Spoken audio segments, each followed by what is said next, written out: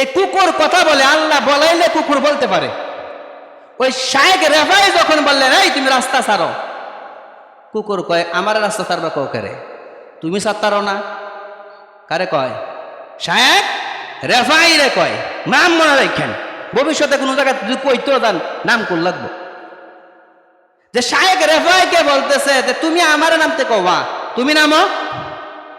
শায়েখ রেফাই কয় আমার এক নামতাম, আমার জামারা টরে কাপড়, টরে কি কাপড়?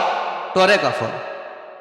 আমার নাম্বার কও, আমি নাফাক পানির নামলে আমার তো উজু করা লাগবো, গোসল করা লাগবো, আমার তো ফাঁক পবিত্র আছে, হালাল হারাম আছে, জায়েজ না জায়েজ আছে, তোর তো কোনোটাই নেই। কুত্তা উজু করে, হ্যাঁ নামাজ পড়ে, তো হের ফাঁক পবিত্র দরকার আছে, এ তো আজই বলি নাফাক। শায়েখ রেফাই কইতেছে তোর তোর ওযু গোসল লাগতো না, তোর তোর ফাঁক না ফাঁক নাই, হালাল হারাম নাই, তুই নাম।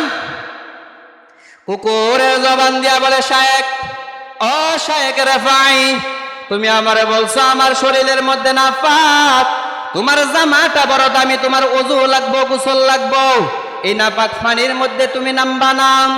ও শায়েখ আমি একটা প্রশ্ন তোমারে করবার চাই, তোমার উপর দিয়া তুমি সাজাইছ, তোমার জামা বড় দামি, তোমার পাক না পাক আছে, হালাল হারাম আছে, উপরে যদি ময়লা লাগে ওই ময়লাটা তুমি পানি দিয়া ধুইতে পারবারে শায়েখ, কিন্তু তোমার দিলের মধ্যে যে অহংকার ঢুকছে বলো তুমি ওই অহংকারটা কোন পানি দিয়া ধুইবা?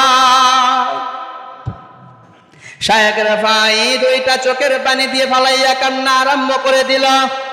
আরে কুকুর আমার কি শোনায়া দিল, আমার দিলের মধ্যে অহংকার ঢুকে গেছে, আমার জামা দামি অহংকার ঢুকে গেছে, আমার পোশাকটা দামি অহংকার ঢুকে গেছে, আমার টুপিটা বড় দামি অহংকার ঢুকে গেছে, আমার গোসল করা লাগবে অহংকার ঢুকে গেছে, আমি পবিত্র মানুষ অহংকার ঢুকে গেছে, আমি একজন ভালো মানুষ অহংকার ঢুকে গেছে, আমি একজন বুজুর্গ ওলি অহংকার ঢুকে গেছে। এই কুকুর আমারে কি শিখাইলো? কুকুরের কাছে সিলিন্ডার হইয়া আমার অন্তরটারে পাক বানানো দরকার, এই চিন্তা কইরা শায়েখ রেফাই কুকুরের সামনে থাইকা ওই ময়লা পানির মধ্যে নেমে গেল, কুকুরটা সামনের দিকে চলে গেল, কিছুক্ষণ যাওয়ার পর ওই কুকুরকে আর দেখা যায় না।